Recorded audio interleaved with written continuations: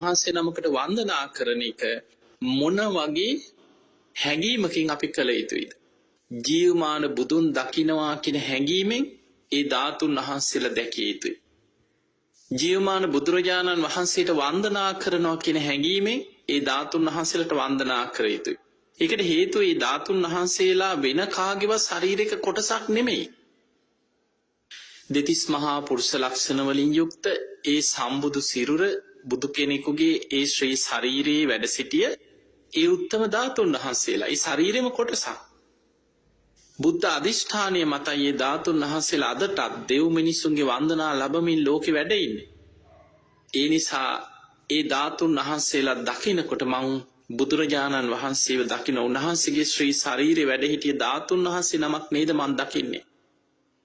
ඒ ධාතුන් වහන්සේට සාදුකාරයක් දීලා හරි හිතේ ඇතිවනේ සද්ධාව පැහැදීම තුල ඔබ වන්දනා කරනවා නම් ඒ තුල මම බුදුරජාණන් වහන්සේට වන්දනා කරනවා කියන හැඟීම සද්ධාව හිතේ ඇති කරගන්න.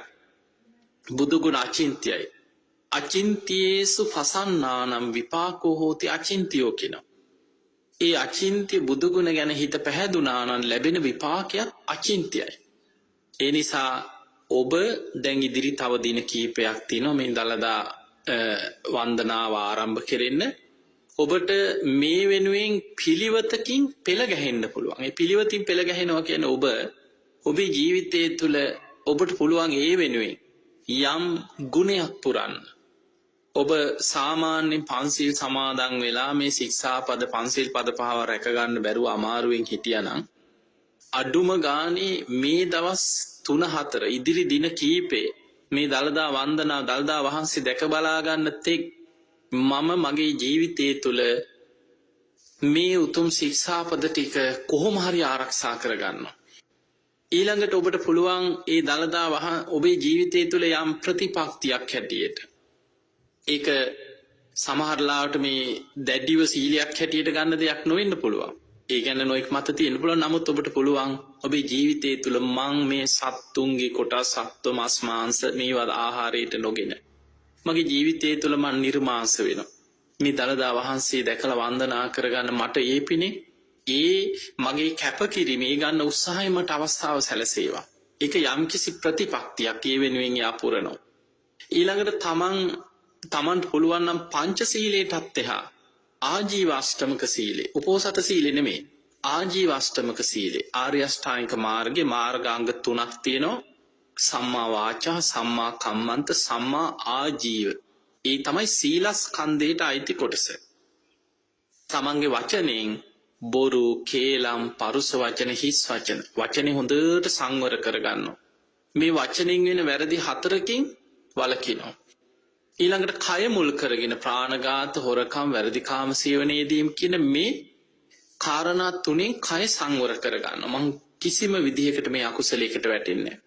ඊළඟට ආජීවයේ තුල මිත්‍යා ආජීවයෙන් තමන් ජීවත් වීම පිණිස වැරදි දෙයක් පව්කමක් අනුන්ගේ දෙයක් කඩා වඩා ගන්න දෙයක් එවැනි දේවල් වලින් මං ජීවත් වීම පිණිස මට අයිති නැති කිසිම ක්‍රමයකින් මං එවැනි වංචනික ජීවිතයක් ගත කරන්නේ. මං සාධාරණ ධාර්මිෂ්ඨ ජීවිතයක් ගත කරන සම්මා ආජීවයෙන් ජීවත් වෙනවා. එතකොට ඔන්න ඔය වගේ ඔබ පංචශීලයට එහා තවත් ශික්ෂාපද කීපයක් හරි ආරක්ෂා කරගෙන මේ දලදා වහන්සේ මට දැක ගන්න ලැබේවා. මට කොහොම හරි මේ වාසනාව දවස් 2-3ක් ඉඳලා හරි පෝලිං වල මට දැක ගන්න ලැබේවා. ඒ වෙනුවෙන් මං යම් ගුණයක් පුරනවා. අන්න ඒ වගේ තමන්ගේ ජීවිතය තුළ යම් ප්‍රතිපක්තියක් යම් ගුණයක් අඩුම ගානේ බුදු ගුණ සිහි කරන්න ගන්නවා. ඒ දලදා වහන්සේ මට දකින්න ලැබෙන්න තමන් බුදුහාමුදුරන්ගේ බුදු ගුණ නම උදේ ඉඳන් ඒ දන්න ටික හරි නවරහදී බුදු ගුණවල දන්න ප්‍රමාණයෙන් හරි මෙනෙහි කරනවා බුදු ගුණ. බුද්ධානුස්සතිය වඩනවා. ඒ යන ගමන පුරා බුදු ගුණ සිහි කරනවා. අඩුම ගානේ ඔබට අපි දන්නවා බොහෝ පිරිසක් විදේශිකයන් පවා සූදානමින් ඉන්නවා. අද විදේශ රටවල ඉඳන් ඇවිල්ලා දලදා වහන්සේ වන්දනා කරගන්න. ඒ වගේම ලාංකික විශාල පිරිසක් සූදානමින් ඉන්නවා දලදා වහන්සේ දැක බලා ගන්න මේ භාග්‍යයට. ඒ නිසා ඒක කෙනෙකුට සමහරලාට මහා භාග්‍යයක් තුල ලැබෙන්නත් පුළුවන්. සමහරලාට කෙනෙකුට ඒ ගිහිල්ලා දවස් 2-3 පොලිමේ හිටියා සමහරලාට නොලැබී යන්නත් පුළුවන්. හැබැයි ඔබ ඒ තුල ගැටෙනවා නම් ද්වේෂයක්, වෛරයක්, කේන්තියක් උපදව ගන්නවා නම් ඔබ ඒ තුල සමහරලාට සංවිධානය කරන අය වෙන්න පුළුවන්, පොලිමක තෙරපෙන අය ගැන වෙන්න පුළුවන්. එතකොට මේ අය එක්ක බැන බැන රණ්ඩු වෙවි ගැටි ගැටි නම් ඔබ එතනට යන්න උත්සාහ ගන්න. ඔබම හිතන්න ඔබේ හිත මොනතරම් කෙලෙස් වලින් අපිරිසිදු වෙලාද ඔබ එතනට යන්නේ කියලා. අන්න ඒ නිසා ඔබට මේ ගමන ඇත්තට මේක අභියෝගයක්. මේ ඉදිරි දින කීපයේ දළදා වහන්සේ දැක ගන්න, වන්දනා කරගන්න යමෙක් කල්පනා කරනවා නම් ඒ ඔබේ ජීවිතය තුළ වෙනදට වඩා උතුම් සීලයක පිහිටන එක, තමන්ගේ ජීවිතයේ අඩුපාඩු හදාගෙන යම් ප්‍රතිපක්තියක් පිළිවෙතක් පුරමින් අපි සාමාන්‍යයෙන් කියන යමකට පේ වෙනවා කියලා. තමන් ඒ වෙනුවෙන්ම සූදානම් වෙනවා දින කීපයක්. ඒ නිසා උදේ ඉඳන් බුදුගුණ සිහි කළ බුද්ධ වන්දනාවක් කළා, තමන්ගේ ඉෂ්ට දේවතාවරු තමන් ආරක්ෂා කළ දෙවිවරුන්ට හරි පින් දීලා දෙවියන්ගෙන් ඉල්ලීමක් කරනවා, මට දළදා වහන්සේ දැක බලා ගන්න මට මේ අවස්ථාව සලසලා දෙන්න, මට උපකාර කරන්න. මම මේ වගේ ගුණයක් පුරන කෙනෙක්, මම මේ වගේ ප්‍රතිපක්තියක් පුරාගෙන මේ දළදා වහන්සේ දකින්න වන්දනා කරන්න යන්න සූදානම් වෙන කෙනෙක්. ඒ නිසා මට උපකාර කරන්න. අන්න ඒ වගේ යම් කිසි තමන්ගේ ජීවිතය යම් කැපකිරීමක් කරනවා. අපි දන්නවා මං ඊයේ පෙරේද දවසක කෙනෙකුට කතා කරපුවාම ඊටාම සද්ධාවන්ත කෙනෙක් දැන් මේ දින ගණනාවක් තිස්සේ ඒ වෙනුවෙන් පේ වෙනවා.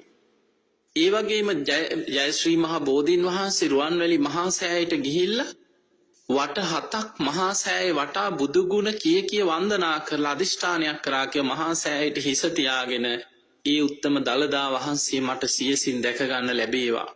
අන්න බලන්න කෙනෙක් ඒ වෙනුවෙන් තමන්ගේ ජීවිතය තුළ ලොකු කැපකිරීමක් කරනවා.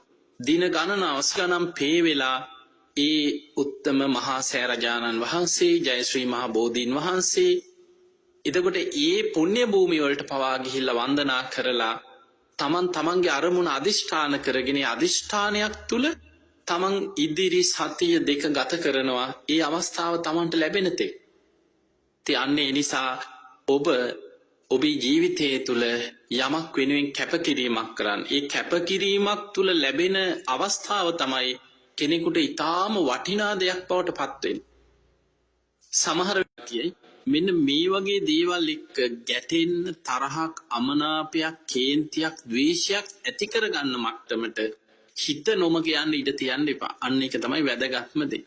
ඒ නිසා හිත රැක ගන්න බුදුරු පවා පහළ වෙලා අපිට පෙන්නලා දෙන වැදගත්ම දේ, ප්‍රධානම දේ මනෝපුබ්බංගමා ධම්මා. මනස තමයි සියල්ලට මුල් වෙන්නේ. ඒ නිසා ඒ මනස රැක ගන්න, හිතේ සද්ධාව බලවත් කරගන්න.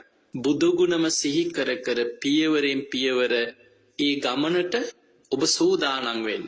ඒ වන්දනාවට ගෙයින් එළියට බහිනකොට බුදුන් වන්දලා බුදු ගුණ සිහි කරලා පියවරෙන් පියවර බුදු ගුණ සිහි කරමින් ඒ ගමන යන්න.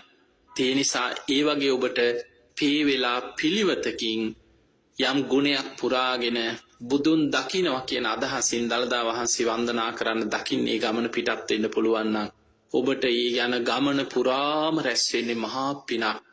මෙපමණයි කියලා සීමා කරන්න බැරි විශාල පුණ්‍යස්කන්ධයක් ජීවිතේ ඔබට ඒ ගමන තුල එකතු කරගන්න, රැස් කරගන්න වාසනාව ලැබෙනවා.